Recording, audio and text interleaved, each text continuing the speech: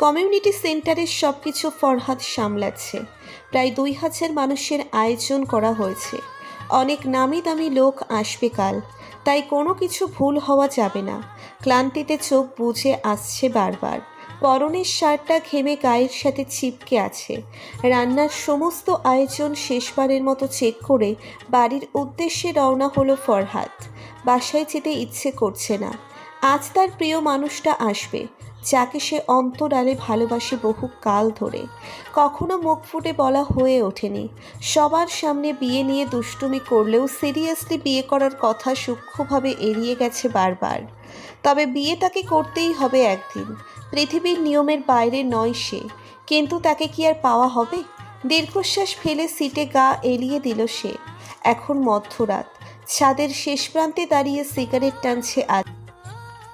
একবার জাবেরকে বলে দেখে যেত। ফরহাদের কথা শুনে বাঁকা হাসল আদিব। না বোঝার ভান করে বলল, কি বলার কথা বলছো ভাই? না বোঝার ভান করিস না আদিব, আমার কথা তুই খুব ভালো করেই বুঝতে পারছিস। জাবেরকে বুঝিয়ে বললে হয়তো সে বিয়েটা ভেঙে দিত। সেটা তো তোমরা ভাঙতে পারবে ভাই। তোমরা আপনজন হয়ে যখন হাত গুটিয়ে বসে আছো, সেখানে অপরিচিত একটা ছেলের কাছে সাহায্য চাইবো কেন? আব্বু আম্মু বিষয়টি জানে না আদিব। হুট করে এঙ্গেজমেন্টও হয়ে গেছে, ফাইজাও বিয়েকে বসেছে। আমরা কি করব বল? যেখানে ফাইজা নিজেই চাইছে বিয়েটা করতে, জাবিরের বিয়ে ভেঙে দিলে হয়তো কিছু একটা করা যেত। আমার জিনিস আমি অন্যের কাছে চাইবো কেন ভাই? যা আমার তা শুধু আমার। আমার কোনো কিছু তো আমি কাউকে ভোগ দিই না।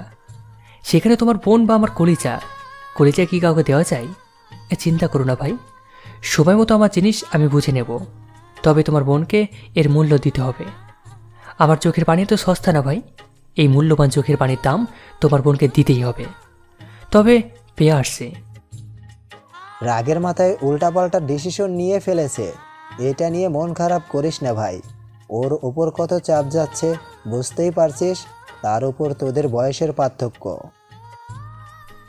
তাতে আমার কষ্টগুলো মিথ্যে হয়ে যায় না ভাই। নির্ঘুম রাতগুলো ফিরে আসবে না। যে না জেনে ভুল করে তাকে মাফ করে দেওয়া চাই। তোমার বোন ইচ্ছে করে জেনে বুঝে আমাকে কষ্ট দিয়েছে, তাকে কি করে ক্ষমা করে দিই? চিন্তা করো না, আমি এতটা পাষাণ নই। একবারে শাস্তি দেব না, শুধু অবহেলাগুলো ফিরিয়ে দেব। এখন আবার বোনের উপর মায়া দেখাতে গিয়ে ভাইয়ের উপর অবিচার করো না।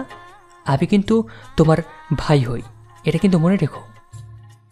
বিয়ের সাজে স্টেজে বসে আছে ফাইজা। ঘড়ির কাঁটা গিয়ে 4টায় ঠেকেছে, কিন্তু বরযাত্রী আসার খবর নেই। ফারহান আর ফরহাদ গিয়েছে খোঁজ নিতে। ফারহানা বেগমের চিন্তায় প্রেশার ফল করেছে। সাইবা তার পাশে বসে আছে। বিয়ে বাড়িতে কানা ঘোষা বেড়েই চলেছে। ফাইজার চাঁদের মতো মুখটা আসরের মেঘ জমে গেছে। নিজের মতো স্থির হয়ে বসে আছে সে। কোনো দিকে কোনো খেয়াল নেই তার। ফোনের মেসেজ টোন বাজতেই চোখ তুলে তাকালো সে। কি বলে শুরু করব বুঝতে পারছি না। তোমাকে যেদিন প্রথম দেখেছিলাম সেদিন নিজের মনের মধ্যে তোমার অস্তিত্ব অনুভব করেছিলাম। গম্ভীর একটা মেয়ে এভাবে আমার হৃদয় নাড়িয়ে দিয়েছে, বিশ্বাস করতে কষ্ট হচ্ছিল। ভালোবেসে ফেললাম তোমায়। তোমার আম্মু খুব স্নেহ করতেন আমাকে। আমি জানি তোমাদের তুলনায় আমরা কিছুই না, তবুও সাহস করে নিজের মনের কথা জানিয়েছিলাম তোমার আম্মুকে। আমার মনে হয়েছিল তোমাকে পাওয়ার একটা চেষ্টা করা উচিত, যাতে ভবিষ্যতে এটা ভেবে আফসোস করতে না হয় যে চেষ্টা করলে হয়তো তোমাকে পেয়ে যেতাম। বিশ্বাস করবে কিনা জানি না, যেদিন আমাদের এঙ্গেজমেন্টের হলো সেদিন বাসায় এসে বাচ্চা ছেলেদের মতো কেঁদেছিলাম।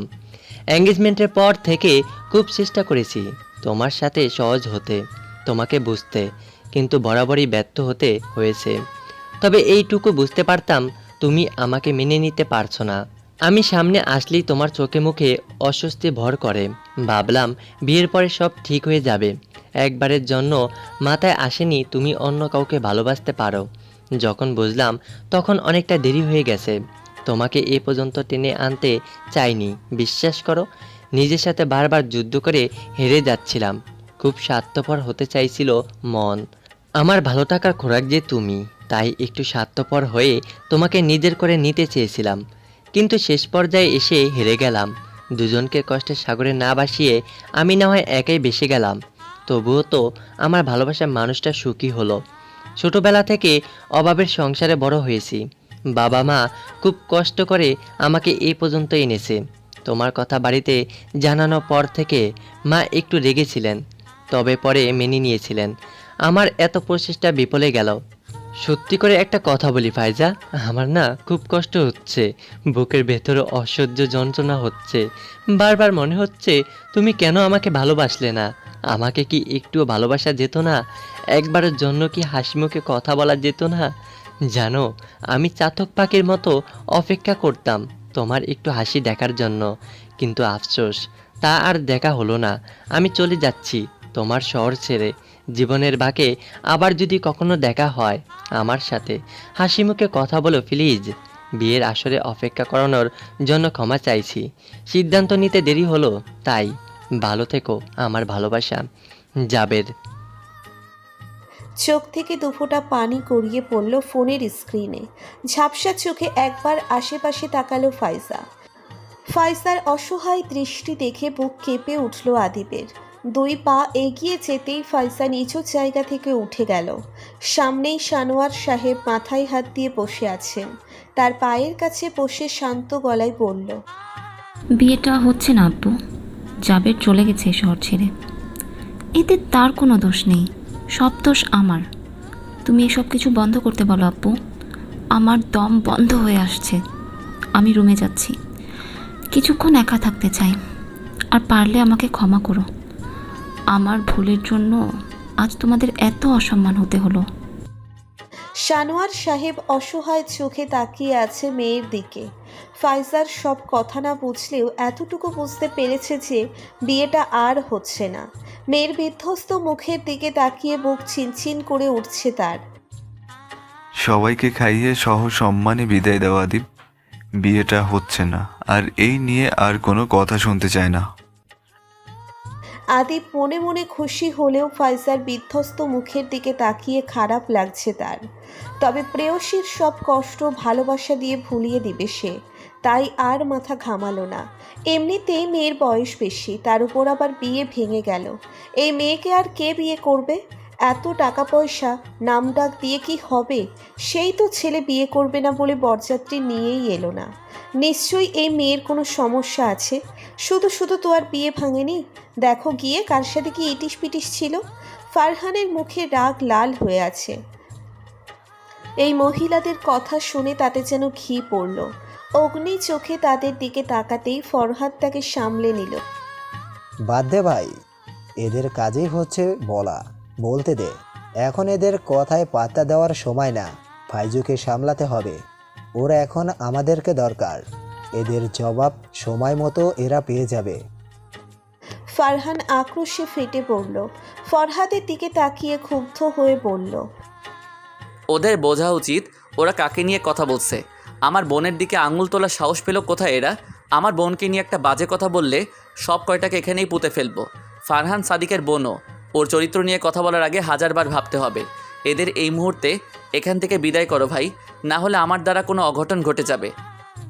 ফরহাদকে রেখেই ফারহান হন হন করে ভেতরে চলে গেল। কমিউনিটি সেন্টার অলরেডি খালি হয়ে গেছে। হাতে গোনা কয়েকজন আছে। এতক্ষণ যারা ফাইজাকে নিয়ে নানা ধরনের মন্তব্য করছিল তারা ফারহানের রক্তিম চেহারা দেখেই কেটে পড়েছে। ফাইজা তখন সানোয়ার সাহেবের সাথে কথা বলেই বেরিয়ে গেছে এখান থেকে। ফারহান বাকি সবাইকে পাঠানোর ব্যবস্থা করে সানোয়ার সাহেব আর ফারহানা বেগমকে নিয়ে গাড়িতে উঠল। শোয়েব, আদিব, ফরহাদ আর শাহিরা বেগম এক গাড়িতে যাচ্ছে। সাহেবা ফাইজার সাথেই বেরিয়ে গেছে। নীতি আর সাবাও ওদের সাথে আছে। ফারহানা বেগম এখনও কেঁদেই যাচ্ছে। ওখানে গিয়ে ওদের পেলে না ফারহান? সানোয়ার সাহেবের বিরস্ব গলা শুনে ফারহান তার দিকে তাকালো। বাবার এমন অসহায় চেহারা এর আগে কখনো দেখেনি সে। এত টাকার মালিক হয়েও তাদের জীবন সব সময় সাধারণ মানুষের মতো ছিল। সানোয়ার সাহেব খুব সাদামাটা জীবনযাপন করতে পছন্দ করেন। সব সময় হাসি খুশি মানুষটা আজ মেয়ের চিন্তায় একদম নেতিয়ে গেছেন। না আব্বু, ওরা কালকে রাতেই নাকি এখান থেকে চলে গেছে। কোথায় গেছে কেউ কিছু বলতে পারছে না, আত্মীয় স্বজনও তেমন কেউ এখানে নেই। তুমি চিন্তা করো না আব্বু, আমি ঠিক ওদের খুঁজে বের করব। আমার বোনকে ধোকা দেওয়ার ফল ওদের পেতে হবে। শেষের কথাগুলো দাঁতে দাঁত চেপে বলল ফারহান। রাগ যেন কিছুতেই কমছে না ওর। না জানি ফাইজা কি অবস্থায় আছে। এসব ভেবে ভেবে মাথা খারাপ হওয়ার জোগাড়। এখন তাড়াতাড়ি বাসায় পৌঁছতে হবে। বোনকে দেখার আগ পর্যন্ত শান্তি পাবে না সে। ফারহানের আগেই ফরহাদরা বাসায় পৌঁছে গিয়েছে। গাড়ি থামতেই হুড়মুড় করে বেরিয়ে বাসার দিকে ছুটল ফারহান। বোনটা ঠিক আছে তো? এই চিন্তায় অস্থির হয়ে যাচ্ছে সে। একে একে সবাই গাড়ি থেকে নেমে বাসার দিকে চলে গেল। আদিব ড্রাইভিং সিটে বসে আছে এখনও। এই মুহূর্তে বাসায় যাওয়া যাবে না। এখন ঠান্ডা মাথায় অনেক কিছু চিন্তা করতে হবে তাকে। শুধু শুধু আমাকে রাগিয়ে দিলে শোনা। তোমার জন্য এখন কত কত ঝামেলা পথে হচ্ছে দেখো তো। 50 লাখ টাকা দিয়ে তোমার ওই হতে হতে না দেওয়া বরকে রাতারাতি গায়েব করতে হলো। তার উপর এত এত কাজ। ইস, হাত পা ব্যথা হয়ে গেছে একদম। এখন যদি গিয়ে দেখি তুমি বরের চোখে ঘরে দৌড়া আটকে রেখে মরা কাঁদা কাঁদছো, তাহলে তোমাকে 7 তলা থেকে ফেলে দিতে আমি একটিবারও ভাববো না। Get ready for be mine. ধরনীর বুকে আধার নেমেছে অনেকক্ষণ। ব্যস্ত পায়ে ফয়সাদের ফ্ল্যাটের দিকে যাচ্ছে আদিব। বিয়ে না হলেও বাড়িতে মেহমানের কমতি নেই। বিয়েটা আজকে সেরে ফেলতে পারলে ভালো হতো, কিন্তু মহারানী রাজি হলে তো। কোন শয়তানের বুদ্ধিতে সিনিয়র মেয়ের প্রেমে পড়েছিল কে জানে। না হলে আজকে আর এই দিন দেখতে হতো না। মনে মনে সে শয়তানকে ভয়ঙ্কর কিছু অশ্লীল গালি দিয়ে দিল। লজ্জা থাকলে তাকে আর কোনো কুবুদ্ধি দিতে না বলে তিরস্কার করতেও ভুলল না। শয়তানেরই বা কী দোষ? নিজের মনই তো মির্জাফরি করে বসে আছে। তার মন তার কথা না ভেবে এক পাষণ্ড নারীর জন্য আনচান করে। এদিকে সে ভালোবাসা নামক পুষ্টির অভাবে শুকিয়ে যাচ্ছে। তাতে তার মনের কিছু যায় আসে না। কি বেইমান! একবার বিয়েটা হয়ে গেলে এই মন নামক মাংসপিণ্ডকেও সে এক হাতে দেখে নেবে। কলিং বেল বাজাতেই দরজা খুলে দিল সুমি। আদিবকে দেখে লাজুক হেসে দরজা থেকে সরে দাঁড়ালো। সুমিকে লজ্জায় পানি পানি হতে দেখে দীর্ঘশ্বাস ছাড়ল আদিব। এই মেয়েটাও তাকে দেখলে লজ্জা লজ্জা ভাব করে, অথচ যার জন্য সে লাজ লজ্জার মাথা খেয়ে স্বপ্নে 4 বাচ্চার বাবা হয়ে বসে আছে তার কোনো হেলদোল নেই। কলেজের কত সুন্দরী রমণীকে সে পাত্তা না দিতে পেরে হাপিত্তেশ করে মরেছে। তার একটা লিস্ট করতে পারলে ভালো হতো। অন্ততপক্ষে চিৎকার করে বলা তো যেত। দেখো হে নিষ্ঠুর মহিলা, তোমার জন্য এই অবুঝ রমণীগণকে তুচ্ছ করছি আমি, আর আজ তুমি কিনা আমাকে এভাবে অবহেলা করছো। তোর আপা কোথায় সুমি? সুমি মলিন মুখে বলল, আপাই তো রুমে হেইসে দরজা লাগাইছে, আর তো খুলে নাই ভাইজান। ও আচ্ছা, বাকি সবাই কোথায়? আম্মার খালুজান তো রুমে গেছে গা, হেগোর শরীর নাকি ভালা না। আর বড় ভাইজান আপার রুমের সামনে বইসা রয়েছে। আপা দরজা খোলার আগ পর্যন্ত নড়বো না। সুডু ভাইজান সবাইরে ঘুমানোর ব্যবস্থা কইরা দিতাছে। ভাবিও হেল লগেই আছে। সুমি এক নিঃশ্বাসে সব বলে থামল। মেহমানদের খাওয়া হয়ে গেছে সবার?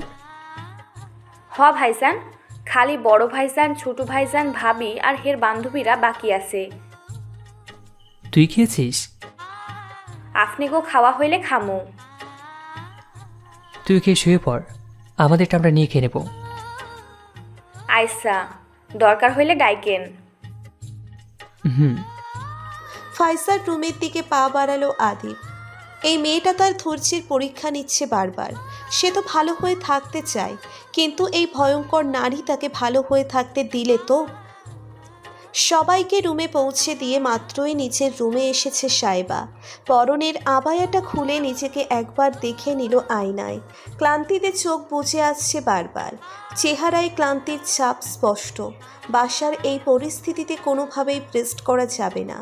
মনের মধ্যে অশান্তি থাকলে শান্তির ধুম ধরা দিবে কি করে? ফাইসা আপুকে একবার দেখে আসলে মনটা শান্ত হতো।